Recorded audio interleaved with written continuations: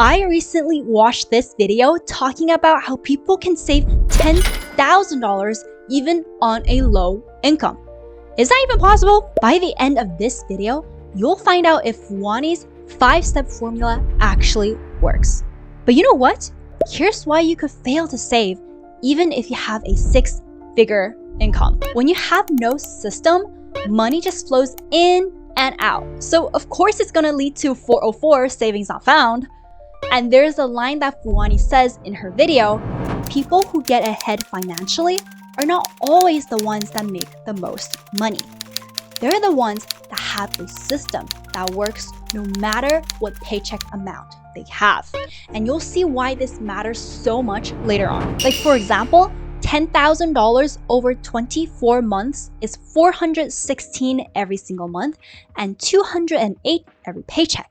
But you know what? If you spread the same amount over 30 months, it then becomes $333 every single month, $166 every paycheck, and only $13.70 every single day. And like Fuanyi likes to say, that's literally less than a lunch at Chick-fil-A. Okay? Also, thumbs up if you also stand a smart and funny queen. Also, you know what? When you save your first $1,000, something crazy starts to shift. Your mindset is now more like, hey, you know what? I can actually do this. And this is where everything starts to change. Starting with this first step. You want to start off by paying yourself first. And what I mean by that is that you gotta set aside savings, even if it's just $20, first and foremost in a savings account, and then pay any bills afterwards. In Fuanyi's video, she mentioned Jordan, who works at a grocery store, and he started saving just $25 every paycheck. And then after month 6, went to $50, then $75. Then by year 3, it's $125. Why this strategy is so powerful is because Jordan never felt there's any change to his lifestyle. And this is because the increase in savings are so incremental. And also, you know what? Having a good saving habit is one of the most important cornerstones to a solid early retirement plan.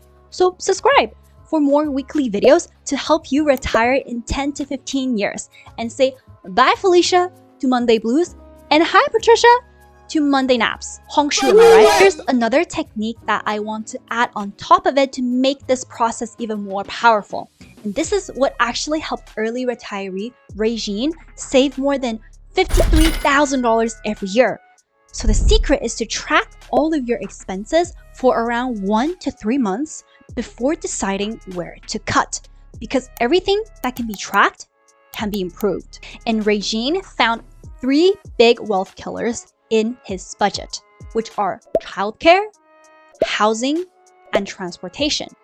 And here's the actual evidence of him slashing almost 60% of his expenses that he wrote in his book, 5 Years to Freedom. But saving big won't matter if you burn out in the process. So how do you prevent that? Take advantage of overtime or holiday paid work.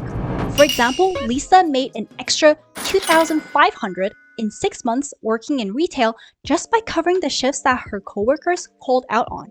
This is also a really good rapport building tool with your coworkers and your boss. And if you also track your progress during this, it becomes a huge plus for you during salary negotiation. But you know what? Don't just chase the small gains, because the next section actually helped me save more than 50% of my income. Can I get a amen for these mentions? And also in the video, Fuanyi mentioned for Monique as an example, and she saved $5,600 a year by getting her college best friend as a roommate, cut down transportation costs by getting rid of her car and carpooling with her coworkers, and she also started bringing leftovers for lunch instead of buying the $13 Chick-fil-A every day. And I wholeheartedly agree with trying to focus on the 3 big rocks, or the holy saving trinity, as I like to call it on my channel. But you know what? I am also not perfect with this system either. And I'll spill some tea about that in the next section. Don't leave savings in your control. Automate it and put it into a high-yield savings account every paycheck. It also gives a higher return than just a regular checking account. Also, if it's in a different bank, it's even better because it's out of sight, out of mind. And you want to make savings as easy as possible is what Bridget Casey and Alyssa Davies likes to say on the podcast Money Field, and this is from the episode, The Good Enough Finances. But you know what I do? The complete opposite. Like, I try to automate my savings right now, but it's not really working out because I don't have a stable W-2 income at the moment.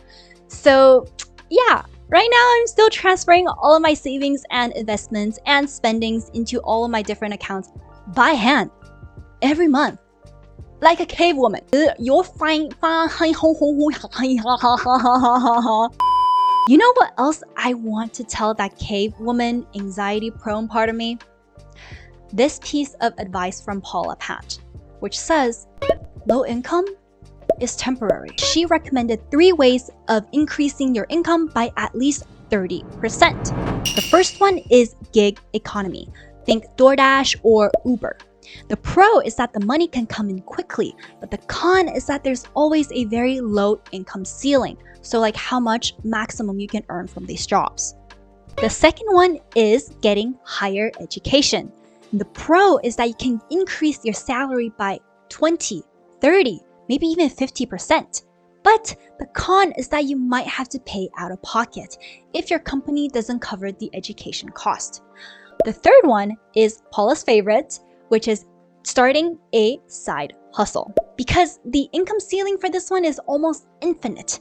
But the con is that real lasting businesses usually takes 2 to 3 years to build, according to Bridget Casey, who aside from being the podcast host for Money Fields, is also an entrepreneur in the financial education space. And you know what? I actually want to add 2 more extra ways of increasing your income. And these 2 are what Purple used to go from $30,000 a year to over $100,000 a year in just 8 years. The first one is job hopping, which helped her increase 10 to 30% every time she switched companies. And the second one is salary negotiation using concrete stats. Like for example, my company's sales increased by 20% since I joined. The last step is setting a deadline.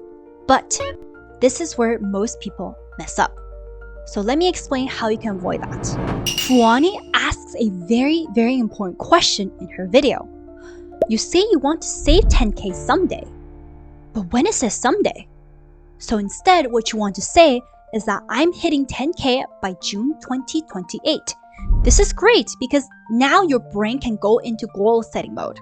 So if you want to hit 10K by June 2028, then what you want to do is to divide that by 28 months. Then voila, now you know that you need to save not 3,000. Get him out of here, get out. $357 every month to reach that goal. And suddenly, the 10K isn't so overwhelming anymore. And all in all, I think her formula is very, very effective and 10 out of 10 would recommend. Let me help you save even more. Click here to check out how I was able to save more than $22,000 every single year. I'll see you over there, my frugal royalty. And also, I will link Fuanyi's channel down below if you want to check her out as well. Okay, bye!